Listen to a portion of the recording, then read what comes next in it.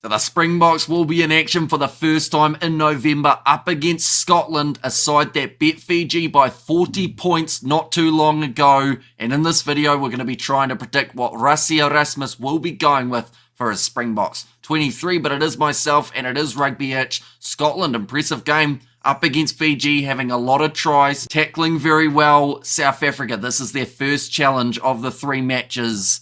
First of all, are you excited? And second of all, how do you think they'll match up against this informed Scotland side? Yeah, no, I'm very excited for this game. It's the one I'm looking forward towards the most, actually, out of all the fixtures the Springboks have throughout this tour. And yeah, Scotland will definitely be a challenge. You know, they were really impressive, you know, in that game against Fiji. They scored some pretty impressive tries, actually, in that, particularly that kind of behind-the-back pass that Hastings had to Hugh Jones there. And yeah, Scotland are a dangerous team. You can never underestimate them. And they've got a really, really good back line, which I think the Springboks have to kind of, be prepared for. So I'm looking forward towards this fixture. Or Scotland scoring over 50 points up against Fiji, but the last time that they played the South Africans, only scoring the 3.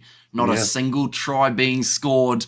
So it's going to be a big challenge. But we look through at the Springboks 23 that we're predicting. Who do you think Rassie will be going with in the front row? Of course, no Frans Malherbe was one of the late injuries that we did see take place. Yeah, that's a big loss. That's a really big loss for the Boks. And it's kind of crazy because they don't have Frans Malherbe as well as Steven Kitshoff still. So those are 2 big names where they're losing a lot of experience in terms of that front row. But also, it gives the opportunity, of course, towards other guys who don't get as much minutes. So you can think about it in both ways. But for now, I have gone with Oxen Che at the number 1. He just has to be there. Bongi Mnombe at the number 2. And then to finish it off, Vincent Koch at the number 3. I think these 3 have to be kind of the starting ones, unless you want to put Thomas du Toit as instead of Vincent Koch. But I think those 3 have to be it. And yeah, Oxen Che, I believe he's probably up there. I mean, I don't know if you agree, but I believe he's also up there for World Player of the Year in terms of what he's done so far this year. So I think if he can have a good autumn nations, then you never know. You never know. So that is my, my starting front row.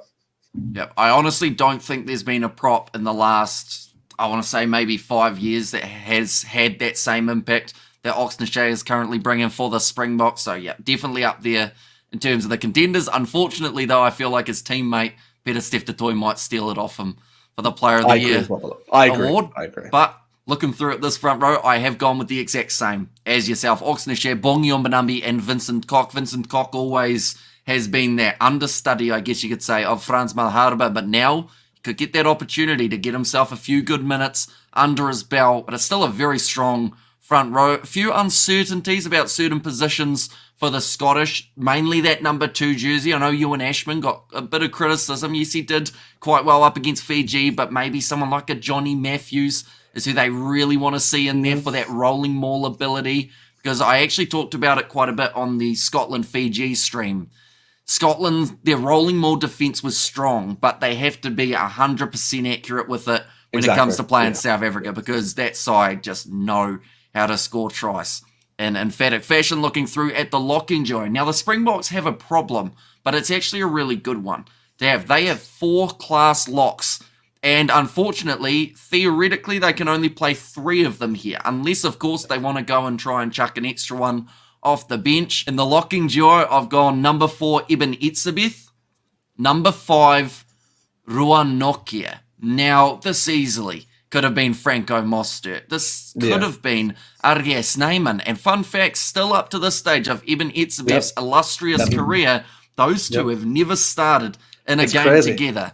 It's crazy. Which is, like you said, it's crazy to think that he has gone to the field the most times out of any Springbok, and never alongside him has Arje Snyman been there ready to start the offloading game from the get-go. So I wonder whether or not Rassie will just play him in this game in the starting lineup just to break that massive trend, or whether he will instead go with Ruan Nokia, who I thought was extremely strong throughout the Rugby Championship, and hopefully will get more minutes here throughout November. Yeah, look, I totally agree that the Boks definitely have a conundrum to deal with, particularly in those locks areas, and it's a good conundrum. It's definitely one where they have to think about who do they think is going to be the best player and the best duo, really, to go into this game against Scotland, because you really want to dominate, I guess, those set pieces, particularly the lineouts, because that's an area which I can see the Springboks, if they want to win this game, they have to do well in those lineouts particularly. So I have gone with Eben Smith. That's without a doubt, he's my number 4.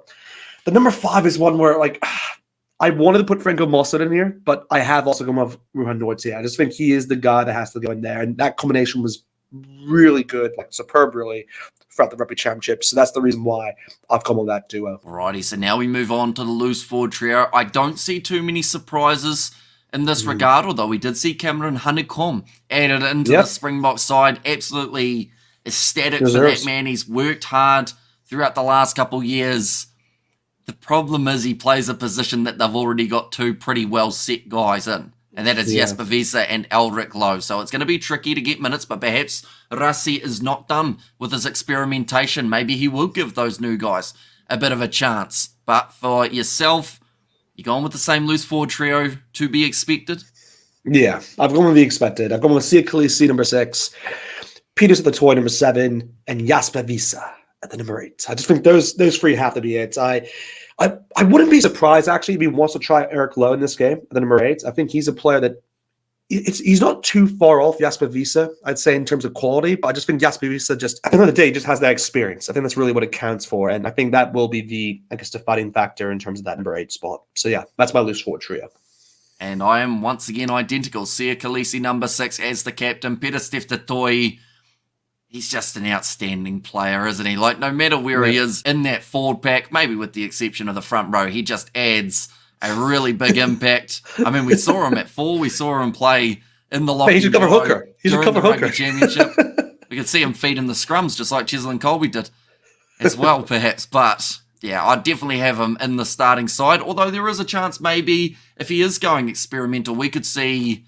I mean, the most experimental I can think of is having Marco van Staden, number 6, Elric Lowe, number 7, Cameron Honeycomb, number 8, the All Bulls contingency. That would be something. That would be very experimental, though, and I don't see them going that far.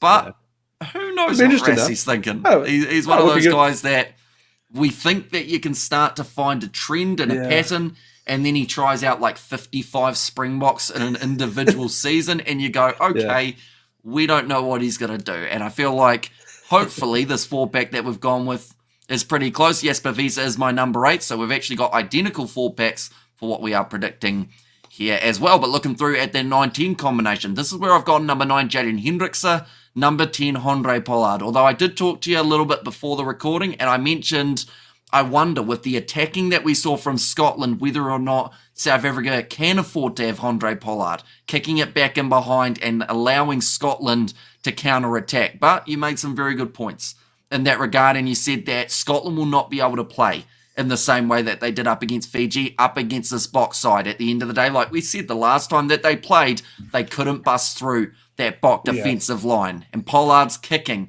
could be absolutely massive here, getting those 3s over and the 2s when necessary. Have you gone with the same combo, or have you got a bit of a switch up here? I do have a switch up here. I actually wanted to go with Jaden Hendrickse there. I just think he's the player who, I've always said this, I think out of the 3 swimruns they have available, he's the best box kicker they have. And in this game in particular, I think that's probably a useful asset to have. But I also just thought about experience at the end of the day. And I've gone with Kobus Reinach here at number 9. And the reason for that is because he's used to playing like in Europe as well. He has that kind of he's the one out of the 3 that knows kind of how to play, particularly the most in, I guess, when it comes up to Scotland. So that's the reason why I've gone with him. And also, he's just a great player. He's a very experienced player. I think he was pretty solid, actually, in that game against the Argentinians in Argentina. So that's another reason why I wanted to select him. And then, with my number 10, I have also gone with Handré Pollard. I just think this game is really meant for him, I think. It's also one where we haven't seen him actually in a long time, actually, because the last game he actually played was against New Zealand, if I'm not mistaken, actually. So, because, of course, Manny Libbok did play both those tests against the Pumas. So I'd like to see Handré Pollard involved in this game. I think he is definitely the one that's will kind of hit those, penalties and be more reliable in that sense. But also, it's just one of those games where the conditions also could favor him as well compared to the likes of Manny Libbok. I wouldn't mind Manny Libbok because honestly, he was actually brilliant. If you want to go all the way back towards that group stage game, which I did see live, and he was amazing that game. But I just don't think when you're in Murray Field, it's a different kind of climate and different context of what you're kind of looking at for now. So I think a combination of Reinach and Handré Pollard would add a lot of experience towards that back line, which already has a lot already, but still, I would like to see that combination. Just a quick little question when it comes to this game at Murrayfield. Scotland, if they use the same tactic that they did up against the Fijians, we'll see them kicking for the corner quite a bit here when they win penalties. Yeah. My question for you is, if Scotland are doing that, do you see South Africa kind of playing that same way, or do you think they'll stick to their game going for threes if they're available? Even, like, I think that we will see a little bit more of an aggressive Springbok here. Just a little bit, not going fully corner every time, but I think if they see an opportunity to push that rolling maul towards the try line, they may just do it here, because we did see a yellow card for the Scottish up against the Fijians in that rolling maul. I'm telling you right now, the big thing about this game is the rolling maul for the Springboks. That's what they're going to utilize, particularly in this one. And when you have someone like, we're both going to have him off the bench, but I'll spill it anyway. We're probably going to have Malcolm Marks off the bench here. So he'll be the impact player for you. I mean, hey, if you want to choose someone else, man, go ahead, man. But I have him in my set. I'll make that clear off the back. So he's a player which, having him and Bongi Manombi, like just in those rolling mauls, like you want to take advantage of that. So that's definitely an area which I think they'll kind of go for. But yeah, for now, I don't know. I think the Boks will. I would like to say the Boks will change the game, but honestly, the Boks are the best team in the world, so they're going to stick to what they're known for. But also, but what I will say though is that with the likes of Tony Brown as an addition to there, they'll change slightly how they interpret it in terms of like the direction in which they want to go in terms of like the attacking play, in terms of if they want to go wide more often, or if they want to maybe go for that 50-22 more often. They may try to attempt that, because that's maybe what Tony Brown is maybe looking for in this Boks side. But again, with the players that aren't available, like I would have loved to see Williamson available. He's the player which, for me, was the player I was looking forward towards the most actually in those All Nations, because he's the one where I wanted to see the most how much of an influence Tony Brown would have on him. So unfortunately, we can't see them now. But for now, I still think the Boks keep doing what they're doing, and yeah, I think they should hopefully get the job done. But Scotland will be definitely a hard test. Yeah, it was a big shame with Damian Willem's injury, definitely because he was in the process of scoring a try when he did it. Like, that was the worst thing. He was doing very well for the Stormers, getting that try and then just pulling up, and then straight away we went, uh-oh, this is not looking good. And then the news came out that he was being replaced, and then that was by Cameron Honeycomb, and then that was a little bit confusing that they were switching a back for a forward, and then they ended up switching a forward for a back, with Frans Malherbe going off for Jordan Hendrickse, who we haven't actually mentioned as of yet, but perhaps we could even see him as the starting 10 in this game, having the two Hendrickses as the 9 and 10 combo. But moving into the centre pairing, any surprises at all here, or once again stock standard for the Boks? The thing is, it sounds repetitive, but it's because it is. It's normally that combo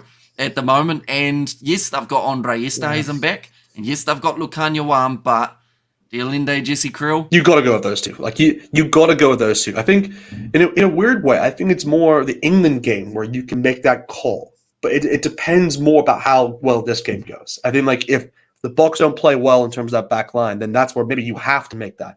Or if they have such a good game, then that's maybe where you can think about it. Okay, maybe I do give someone like Andre Esterhuizen a go, or Lukhanyo Wan maybe there. So, or even Caden Moody if you want to. So it just depends how you want to go about it. But for now, stick with Damian Delande and Jesse Kriel. I just think they'll get the job done. And I, unsurprisingly, have the same two. I've not done that. Deolinde and Jesse Kriel. No, I haven't switched it up as of yet.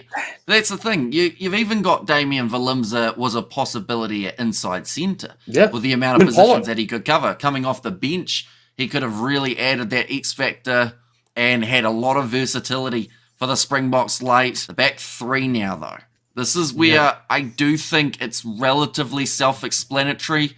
There are three men that I think have been in the best form. Number 11, Kurtley Arendse. Even though Makazole Mapimpi has been doing extremely well, I think Arendse will still get that nod of approval. Number 14, Cheslin Colby, an underrated player throughout the Rugby Championship. Some people just didn't give that man the credit that he deserved. He was awesome from that competition. He was solid. He beat, I believe, the most defenders out of anyone in the competition, I think it was, and just going about his work out there on the wing, missing a couple games as well. That's what makes it even more impressive, the fact that he didn't even play in every game. And then number 15, Apalele Fassi. He is the man that at the moment could stop Willie LaRue from getting his 100 caps, because the way that Fassi is playing, it's very hard to take him out of the starting lineup, and I do like that combination that they've got at the moment with him at the back. Now, if they go with Andre Pollard at 10, there is a chance that we see Billy LaRue at 15, looking at an experienced combo there. But I do think Apalele Fassi, he's got that X factor, and he should be in the starting side up against Scotland. Yeah, I mean, for myself, I do also have Curly Aronsa, the number 11. I do think this is the one position out of the three which was you could, if you wanted to, make a switch there for Makazole Mabimbi, because I think, I'm kind of reminding myself back when the last time that these two sides actually played in Murrayfield, Mabimbi actually got a double on that day, if I'm not mistaken. So it's one of those where I wouldn't mind Mabimbi actually there, but I just think for this game, you've got to stick with your guns and go with Curly Aronsa there. And then, with the number 14, of course, I've gone with Cheslin Kobe. He was just, he's been incredible. Again, he is one of the players who, like I said, he didn't play every game throughout the Rugby Championship, so that kind of went against him in my team of the tournament. But again, he was unbelievable in every game he played, though. So you can't really fault him for that. It's one of those where he is a world-class player, and definitely another player that I believe is in the world player conversation, by the way, in terms of for this year, in terms of world player of the year. I just don't know if they'll put 3 South Africans in. I just don't. I think that's enough. I think 2, and I think honestly, if I had to pick 2 of them, I would pick Oxenche and Peter Toy out of those 3. I just think Cheslin, he's had a good year, but I just don't think as good as Oxenche and Peter Steff. I think Peter Steff has been sensational, and then Oxenche has just done what he's just known to do. And I would love to see a prop get selected, by the way, for a role play. It hasn't happened often, so that'd be another reason why. But no, of course, 15, I have him with Abia Fassi, number 15 spots. I just think he is the guy that they're looking towards now. Like you said, with Williams also out, it just makes it easier for him to kind of get that 15 spots. And with Will LaRue, he's going to have to wait for that, I guess, next cap, because Fassi is there and he's going to probably hold that 15 spot for a bit, particularly for this game. He's just so good, man. Fassi's just awesome. So, looking forward to see what that backline can do. Now, you did mention about your team of the tournament for the Rugby Championship, and I actually did have Cheslin Kolbe in mind, as well as Apalele Fassi. I thought that last performance did enough to Fassi get him was 100% in mind. Juan Cruz Malia. But overall, just a really strong backline here for the South Africans. Who did I actually have in my one? I'm actually now forgetting. I know I definitely had Mateo Caceres because I thought he was outstanding for the Pumas throughout the championship. And I think I had him at 11. But was there another 11 actually? Maybe I didn't actually have Caleb him at 14. Clark was the leading try. That's what I did. That's what I did. I put Caleb Clark as my 11, and then I had to shift Mateo Caceres. I had to get him in somehow. So I put him as my 14 in that case. And then I think I actually did go with Fassi, or maybe it was Juan Cruz Malia, one of the two. But either way, I thought both of them were great throughout the tournament. But I'm looking forward to this game. It's going to be a great game. And the back lines are incredible, because Scotland have Duhan van der Merwe. They got Darcy Graham, who, of course, was great in that Fiji game. And they got Kinghorn as well. It's a really good battle between these two. I honestly think Scotland's back 3 is a better back 3 than what we may face against England's back 3. I think I'm more worried about Duhan van der Merwe, Darcy Graham, and Blair Kinghorn than what England would go with, the likes of what you'd have Freeman, Waya Bosso, and then who else is there? The 15 is what they have. They'll either George go Furbank. with Furbank, or maybe Stewart. I think's in the team. I honestly am more scared. I mean, I'm not sure. I'll put it to you. Which would, I guess, frighten you more in that sense? Would it be Scotland's back 3 or England's?